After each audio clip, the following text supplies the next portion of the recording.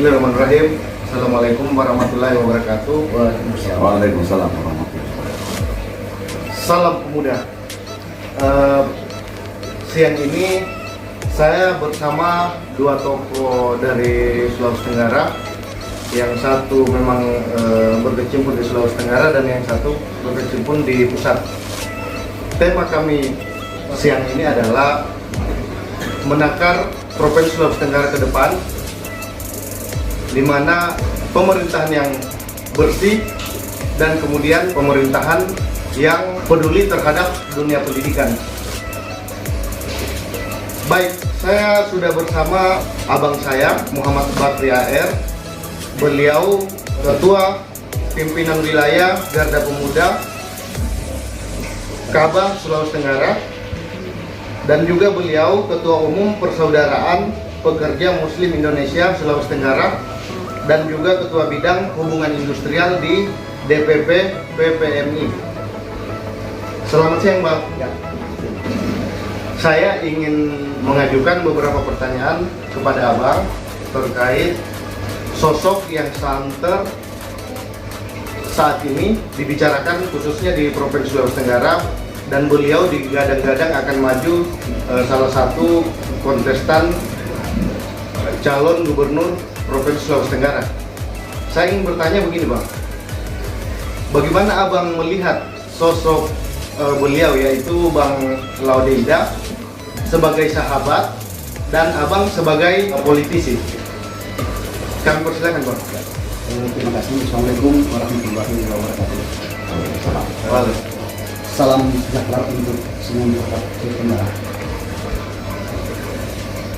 Saat ini saya sedang berada di tempat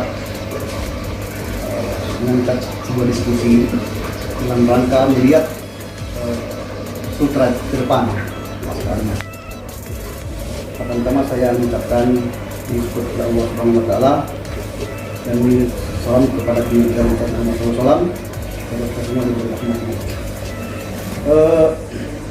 Sultra ini adalah daerah yang cukup potensi dari segala sumber, baik sumber daya alam, sumber daya manusia. Namun kedua sumber daya ini terus terang tidak begitu menjadi penopang kehidupan masyarakat Sutra dalam setiap bidang-bidang itu. Secara sosial, ya pemerintahan sebelumnya bagus. Namun tentu kita harus mencari yang lebih tepat. Saya selaku pribadi mengenal beberapa sosok figur di Sulawesi Tenggara, baik mantan pejabat maupun yang berkarir di dunia lain. Salah satu antaranya yang kami figurkan adalah abang kami, Dr. Abdul Jalil. Kenapa? Beliau samping sebagai sahabat, beliau juga adalah mentor aktivis yang ada di Tenggara, yang kebetulan mungkin ada di Jakarta. Karena saya perhatikan beliau ini sosoknya tidak begitu banyak mengganggu orang. Siapapun yang ingin berkomunikasi, ingin bertanya, beliau selalu melayani dengan baik. Nah, seperti inilah salah satu sosok yang bisa menjadi panutan kita untuk tampil ke depan memperbaiki Sutra ini. Beliau gerak di Jakarta, gerak di dunia akademisi, aktivisan, dan alhamdulillah kembali ke Tenggara masuk ke dunia politik. Sukses 2 periode terpilih menjadi anggota DPD RI dan jabatan wakil ketua, dan itu bukan hal yang mudah karena di Republik ini seluruh daerah provinsi sudah perwakilan. Itu kebanggaan kita sebagai anak muda aktivis yang dari Sulawesi Tenggara. Yang kedua, beliau juga mampu menapak karir ya, sebagai pejabat negara. Nah, ini bukan hal yang penting. Persaingan begitu banyak orang melalui proses panjang sampai di DPR sana, mampu tampil sebagai pimpinan Ombudsman Republik Indonesia. Nah, ini bukan hal-hal yang lebih mudah didapatkan oleh bangsa di Republik ini, apalagi dari Tenggara. Yang kedua, beliau memiliki jaringan yang kuat, baik di skala daerah, antar daerah, skala nasional, bahkan di luar negeri pun. Nah, ini yang dilihat, sehingga ini bisa saja menjadi salah satu kekuatan ekonomi global politik di Sultra ini untuk bagaimana Sultra tampil terbaik. Itu mungkin yang disampaikan. Mungkin bisa berlanjut. Mari kita bergandengan tangan menapak Sultra yang lebih baik sehingga pemberdayaan sumber daya manusia terapresiasi dengan baik dengan rakyat dan kesenjangan sosial tidak lagi terjadi seperti ini. Demikian, terima kasih saya kembali. Baik. Ada beberapa poin yang saya tulis tadi bahwa sosok figur Dr. Haji Laude itu sangat sederhana. Saya sebagai pemuda Sulawesi Tenggara, saya sangat sepakat dengan itu. Saya sangat setuju bahwa beliau itu adalah sosok yang sederhana. Dan beliau juga adalah sosok yang punya moral, yang punya integritas, dan sangat beradab. Nah, dari keberadaban itulah sehingga beliau mampu bertahan di kancah perpolitikan, baik itu daerah maupun nasional. Nah, baik. Terima kasih atas pemaparannya Pak Dwi yang sangat bagus, sangat komprehensif dan memberikan pencerahan kepada kita. Baik, sekarang saya akan berpindah pertanyaan kepada rekan saya, Dr. Haji Laude. Ya, baik Pak. Selamat siang Pak. Selamat siang. Jadi gini Pak, hari ini di Sulawesi Tenggara, rakyat Sulawesi Tenggara sangat membutuhkan pemimpin yang punya integritas, yang bermoral, yang beradab, dan sangat memperhatikan tentang pembangunan Provinsi Sulawesi Tenggara. Kalau ketika masyarakat meminta Abang untuk maju sebagai calon gubernur Provinsi Sulawesi Tenggara, apakah Abang siap? Ya silakan Pak. Baik, Adinda baik. Insya Allah siap kalau itu.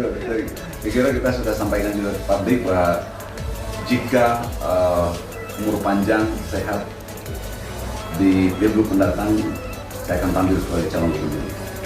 Kita sudah persiapkan dan teman-teman saya termasuk Adinda Pak Sri ini saya kira merupakan bagian dari yang menginginkan saya untuk tampil di sana terus menerus ya. Tapi bagi saya sebetulnya saya dan figur-figur lain yang datang seharusnya ini menjual gagasan dulu, memasarkan gagasan dulu ke publik dan masyarakat men-tracking itu. Tracking itu perlu. Jadi jual gagasan, masyarakat tracking untuk tampil sebagai pemimpin. Ya sampai kita memilih pemimpin yang sebetulnya hanya kita lihat di permukaan banyak uang dan sebagainya, oh ini pantas jadi pemimpin. Semua orang termasuk Anda Mai, Bakri itu bisa jadi pemimpin, bisa jadi gubernur. Maka sebelum tampil untuk jadi gubernur, sebelum harusnya itu diuji oleh publik melalui apa? Gagasan-gagasannya yang ditawarkan publik. Kemudian yang kedua, publik men-tracking. Pada tingkat tertentu barangkali diuji itu seorang pemimpin harus, jangan lupa itu harus diuji integritasnya. Ujian integritas itu ada berdasarkan tracking, ada juga berdasarkan uji kompetensi. Itu ya. Jadi hal itu kalau dilakukan saya kira akan baik untuk kita ke depan, masyarakat daerah kita ke depan. Karena sekarang ini kan banyak yang mau tampil. Jadi sekali lagi ini mari kita adu gagasan masyarakat ini.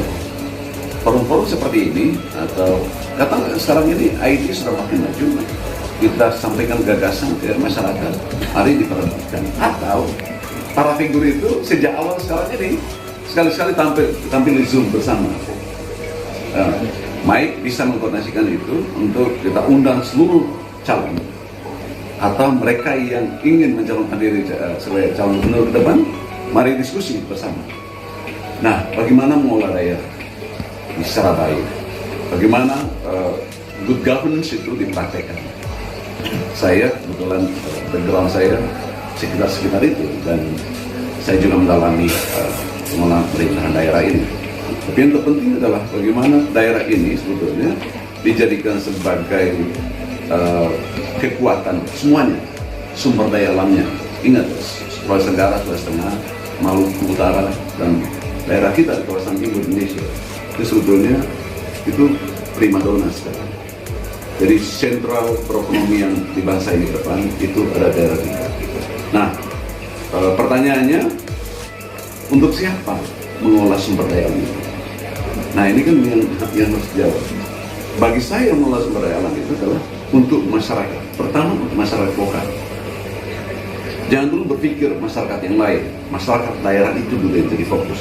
Jadi sumber daya alamnya yang banyak itu, mari kita coba kelola dengan orientasi pada masyarakat lokal. Jadi sejahtera masyarakatnya, sumber daya manusianya itu unggul.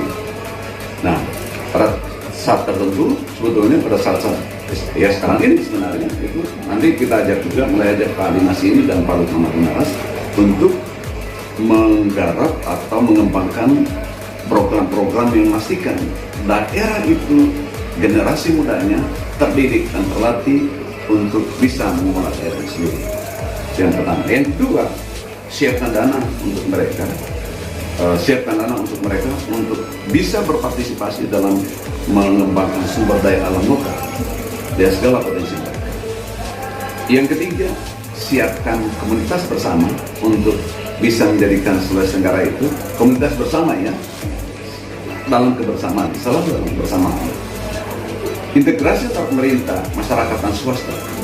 Maksud saya 3 pilar ini, pemerintah, masyarakat dan swasta. Itu akan, kalau disinergikan satu sama lain, itu akan menjadi kekuatan bersama. Ya. Investor, investasi, datang investasi di situ. Ya, welcome. Tetapi harus dipastikan bahwa output dari investasinya itu bukan untuk dia dan dibawa ke luar daerah, tetapi untuk masyarakat di daerah itu. Itu yang terpenting. Nah, kebijakan pemerintah adalah mencoba meramu itu, memastikan bahwa investasi yang dilakukan oleh pihak swasta itu ujungnya adalah pada kesejahteraan rakyat. Itu hal yang terpenting. Hal lain seperti tadi saya kira sudah yang ungkap juga. Yang terpenting adalah sebetulnya menciptakan clean figures. Itu figur-figur yang bersih. Ya. Clean figures itu penting di mana-mana di Indonesia. Kita kehilangan sosok pada tingkat tertentu sekarang ini, kita kehilangan panutan dalam kaitan dengan clean figures. Yang clean figures itu kita sekarang kehilangan panutan, apalagi pada tingkat pengelolaan pemerintahan daerah. Yang terjadi adalah itu adalah pertempuran materi yang pada akhirnya menjadikan masyarakat kita juga tercemari dan pemerintahan kita jadi kotor. Akibatnya apa? Korupsi seperti yang dikatakan tadi. Kalau itu benar, ya, tentu saya prihatin. Saya dikirimkan beberapa pesan memang, Pak ini demo di KPK apa segala macam. Pak saya bilang begini, saya ini temannya Alimasi. Kalau kalian kirim ke saya, apalagi datang ke saya, jangan sampai saya dianggap bahwa saya memotori gerakan itu. Saya nggak mau. Saya sohibnya Pak Alimasi, itu yang terpenting. Dan saya mau jaga Pak Alimasi ini agar bisa sampai selesai. Tapi bukan itu saja, pemerintah hanya aparaturnya di dalam itu harus bersih, terus dijamin. Saya kira Anda Mike, saya kira yang sebagai aktivis sangat saya apresiasi kalau ada gerakan-gerakan untuk menciptakan pemerintahan bersih, memastikan bahwa daerah kita itu adalah daerah yang bersih dari praktek KKN. Kalau ada dugaan seperti itu, yang wajar kalau dilakukan ke BPK atau ke KPK atau ke Bareskrim atau ke Kejaksaan, kita laporkan. Nah, wajar. Saya kira itu bentuk partisipasi masyarakat yang paling konstruktif dalam menciptakan pemerintahan yang bersih, pemerintahan yang baik. Gitu. Itu Mike. Baik, sangat luar biasa pemaparan dari Bang Dr. Laudeida. Kemudian saya mengutip tadi kata-kata Abang bahwa pemimpin yang visioner itu harus mempunyai ide, konsep, dan gagasan. Itu saya sepakat. Nah, hari ini yang terjadi di Sulawesi Tenggara, sosok pemimpin itu kita tidak temukan. Sosok pemimpin di Sulawesi Tenggara hari ini, mereka hanya berdasarkan materi dan kebanyakan itu backgroundnya bisa pengusaha ataupun politisi. Nah, hari ini Provinsi Sulawesi Tenggara, masyarakat Sulawesi Tenggara membutuhkan pemimpin yang punya imajinasi ke depan, bagaimana sih mengelola daerah ini, bagaimana sih memimpin daerah ini agar pembangunannya maju, ekonominya maju, ilmu pengetahuannya maju dari segi pendidikan. Nah, saya kira saya sebagai perwakilan pemuda Sulawesi Tenggara di Jakarta, saya sangat mendukung Bang Dr. Laude Ida untuk maju sebagai kontestan dalam Pilgub nanti.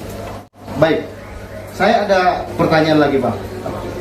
Ini kan masyarakat menggadang-gadang bahwa Abang ini adalah salah satu figur yang sangat potensial untuk memimpin Sulawesi Tenggara. Ya. Ini saya dengar. Jadi fokus pada pengembangan sumber daya alam lokal berdasarkan potensi anak-anak muda yang mau bergerak di bidang itu. Ingat, mau. Dengar bahwa BPK dan KPK sedang menginvestigasi dan menyelidiki terkait kasus tersebut. Memang benar. Itu menarik bahwa korupsi itu adalah